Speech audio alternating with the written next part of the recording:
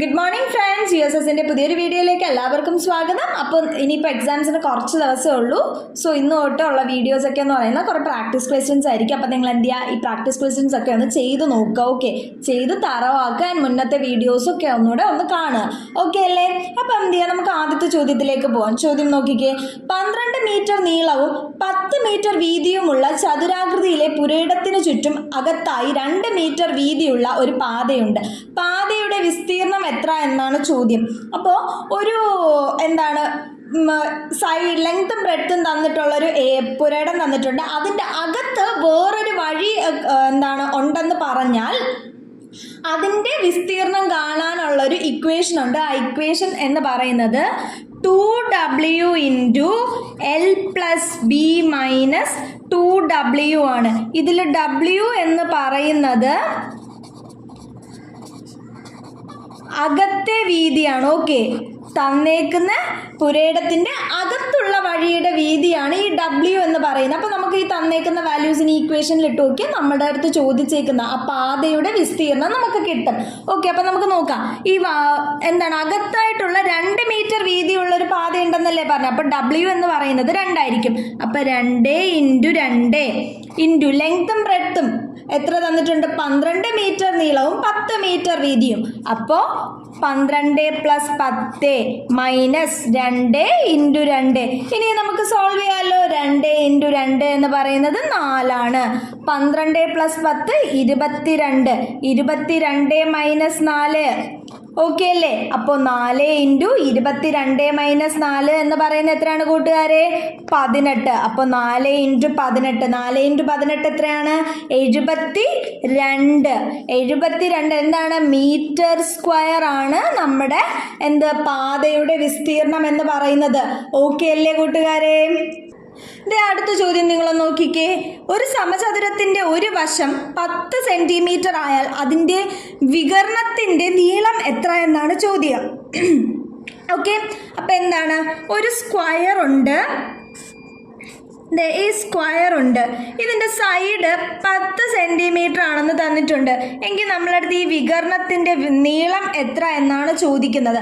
അപ്പോൾ ഒരു സമചതുരത്തിൻ്റെ സൈഡ് തന്നിട്ട് വികർണത്തിൻ്റെ നീളം ചോദിക്കുകയാണെങ്കിൽ നിങ്ങൾ എന്ത് ചെയ്താൽ മതി അത് കാണാനായിട്ട്? അപ്പോൾ വികർണത്തിൻ്റെ നീളം എന്ന് പറയുന്നത് √2a ആണ്. ഓക്കെ, √2a ആയിരിക്കും വികർണത്തിൻ്റെ നീളം. ഈ a എന്ന് പറയുന്നത് എന്തായിരിക്കും? സമചതുരത്തിൻ്റെ തന്നേക്കുന്ന സൈഡ് ആയിരിക്കും. ഓക്കെ അല്ലേ? അപ്പോൾ നമ്മുടെ സമചതുരത്തിൻ്റെ സൈഡ് എത്രയാണ്? 10 സെൻറ്റിമീറ്റർ ആണല്ലേ?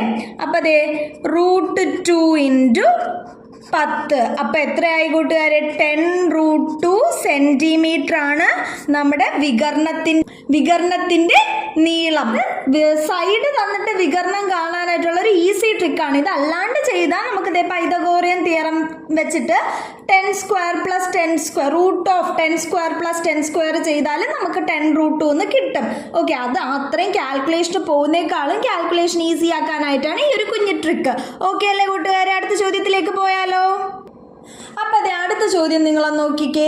അനഘ ഒരു യാത്രയിൽ ആകെ ദൂരത്തിൻ്റെ പകുതി ദൂരം തീവണ്ടിയിലും 1/3 ഭാഗം കാറിലും ബാക്കി ദൂരം ബസ്സിലുമാണ് സഞ്ചരിച്ചത്. ബസ്സിൽ സഞ്ചരിച്ചത് 12 കിലോമീറ്റർ ആയിരുന്നുവെങ്കിൽ അനഘ സഞ്ചരിച്ചത് ആകെ എത്ര കിലോമീറ്റർ എന്നാണ് ചോദ്യം. അപ്പോൾ ഞാൻ ഈ എക്സിനെ അനഘയുടെ ദൂരമാക്കി എടുത്തു അല്ലേ? അപ്പോൾ തീവണ്ടിയിൽ സഞ്ചരിച്ചത് എത്രയാണ്? പകുതി ദൂരമാണ്. പകുതി എന്ന് പറഞ്ഞാൽ 1/2 അല്ലേ? അപ്പോൾ പകുതി ദൂരം. അപ്പോൾ x/2 പ്ലസ് പിന്നെ എത്ര ദൂരം? 1/3 ഭാഗം കാറിലും സഞ്ചരിച്ചു അല്ലേ? അപ്പോൾ x/3. അപ്പോൾ തീവണ്ടിയിലും കാറിലും കൂടെ സഞ്ചരിച്ചത് x/2 + x/3 ആണ്. ഇതെങ്ങനെ നമുക്ക് സിംപ്ലിഫൈ ആക്കാം? LCM എടുക്കുക. 2ൻ്റെയും 3ൻ്റെയും LCM 6 ആണ്.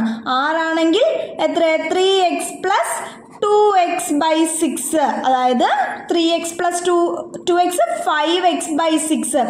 അപ്പോൾ കാറിലും തീവണ്ടിയിലുമായിട്ട് സഞ്ചരിച്ച ദൂരം എന്ന് പറയുന്നത് 5x/6 ആണ്. ഇത് എന്ന് പറയുന്നത് XA - 5x/6 എന്ന് പറയുന്നത് 12 ആയിരിക്കും അല്ലേ? അതെങ്ങനെ? മൊത്തം ദൂരം x കിലോമീറ്റർ ആണ്. അതിൽ തീവണ്ടിയും കാറിലും കൂടെ സഞ്ചരിച്ചത് 5/6 ആണ്. പിന്നെ നോക്കിക്കേ, ബസ്സിൽ സഞ്ചരിച്ചത് 12 കിലോമീറ്റർ. അപ്പോൾ നമ്മുടെ അനഘ കാറിൽ സഞ്ചരിച്ച്, ബസ്സിൽ സഞ്ചരിച്ചു, തീവണ്ടിയിൽ സഞ്ചരിച്ചു. അതിൽ ബസ്സിൽ സഞ്ചരിച്ച ദൂരം 12 ആണ്. തീവണ്ടിയും കാറും കൂടെ കൂട്ടിയ 5/6. അപ്പോൾ നമ്മുടെ ടോട്ടൽ ദൂരത്തിൽ നിന്ന് തീവണ്ടിയുടെയും കാറിന്റെയും ദൂരം കുറച്ചാൽ ബസ്സിൽ സഞ്ചരിച്ച ദൂരമായ 12 കിട്ടൂലേ. ഇനി ഇത് കുറച്ചാൽ പോരെ, നമുക്ക് LCM എടുക്കാമല്ലോ. അപ്പോൾ 6x മൈനസ് 5x ബൈ 6 എന്ന് പറയുന്നതല്ലേ കൂട്ടുകാരെ 12. അപ്പോൾ 6x മൈനസ് 5x x/6 എന്ന് പറയുന്നതല്ലേ 12. അപ്പോൾ x എന്ന് പറയുന്നത് 12 × 6 72 കിലോമീറ്റർ ആണ് നമ്മുടെ അനഘക്കുട്ടി ടോട്ടലായിട്ട് സഞ്ചരിച്ചത്. ഓക്കെ അല്ലേ? ദേ കൂട്ടുകാരെ, അടുത്ത ചോദ്യം നോക്കിക്കേ. ചോദ്യത്തിലേക്ക് പോകും മുമ്പ് എന്താണ്, വീഡിയോ കണ്ട് ഇഷ്ടപ്പെട്ടെങ്കിൽ ലൈക്ക് ചെയ്യുക, നിങ്ങളുടെ ഫ്രണ്ട്സിനൊക്കെ ഷെയർ ചെയ്യുക. ഇതുവരെ ചാനൽ സബ്സ്ക്രൈബ് ചെയ്യാത്തവരുണ്ടെങ്കിൽ പ്ലീസ് ചാനലിലൂടെ ഒന്ന് സബ്സ്ക്രൈബ് ചെയ്തേക്കോ. ഓക്കെ അല്ലേ? അപ്പോൾ അതേ ചോദ്യം നോക്കിക്കേ. ഒരു തുക കൂട്ടുപലിശ ക്രമത്തിൽ ഇരട്ടിയാകാൻ 7 വർഷം വേണമെങ്കിൽ 8 മടങ്ങാകാൻ എത്ര സമയം വേണമെന്നാണ് ചോദ്യം. അപ്പം എന്താണ് ഇരട്ടിയാകാൻ 7 വർഷം? ഇരട്ടി എന്ന് വെച്ചാൽ 2 ടൈംസ് അല്ലേ? അപ്പോൾ 2 ടൈംസ് ആകാൻ 7 വർഷം വേണം അല്ലേ? ഈ 2 ടൈംസ് എന്ന് പറഞ്ഞാൽ 2⁻1 അല്ലേ? ഈ 2⁻1 7 ആകാനായിട്ട് എങ്ങനെ ചെയ്യും? 7 × 1 തന്നെ അല്ലേ? അപ്പോൾ 2ന്റെ എക്സ്പോണന്റിനെ കൊണ്ട് നമ്മൾ 7നെ മൾട്ടിപ്ലൈ ചെയ്തപ്പോഴാണ് 2 ടൈംസ് ആകാനുള്ള ഇയർ കിട്ടിയത്. എങ്കിൽ ആ തുക 8 ടൈംസ് ആകാൻ എത്ര വർഷം എടുക്കുമെന്നാണ് നമ്മുടെ ചോദ്യം. നമുക്കറിയാം 8നെ പവേഴ്സിലോട്ട് നോക്കുവാണെങ്കിൽ 2³ ആണ് 8 എന്ന് നമുക്കറിയാം. അതായത് 2⁻3 ആണ് 8 എന്ന് നമുക്കറിയാം. 2 ഇരട്ടി ആകാൻ 7 വർഷം എടുക്കുമെങ്കിൽ 2⁻3 ആവാൻ എത്ര വർഷം എടുക്കും കൂട്ടുകാരെ? 7 × 3, അതായത് 21 വർഷം എടുക്കും. ഓക്കെ അല്ലേ കൂട്ടുകാരെ? അപ്പം എന്താണ്, 2 ടൈംസ് ആകാൻ 7 വർഷം എടുത്താൽ 8 ടൈംസ് ആവാൻ എന്ത് ചെയ്യും? 7 × 3 21 ഇയേഴ്സ്. ഓക്കെ അല്ലേ?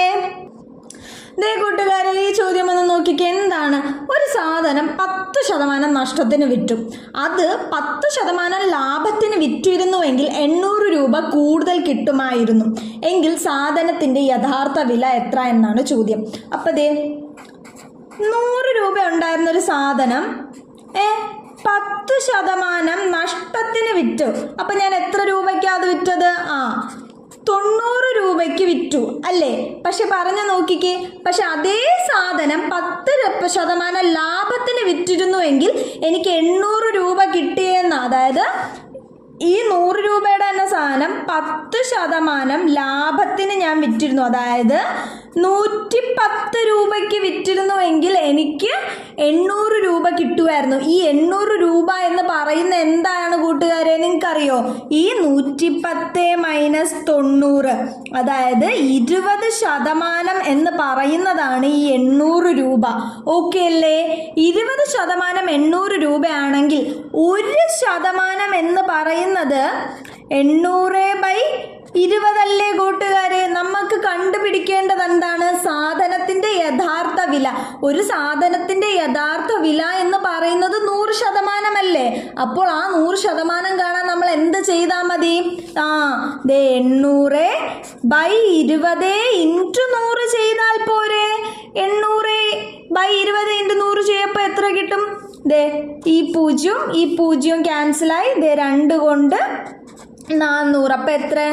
4000 രൂപയാണ് നമ്മുടെ സാധനത്തിന്റെ യഥാർത്ഥ വില. ഓക്കെ അല്ലേ കൂട്ടുകാരെ?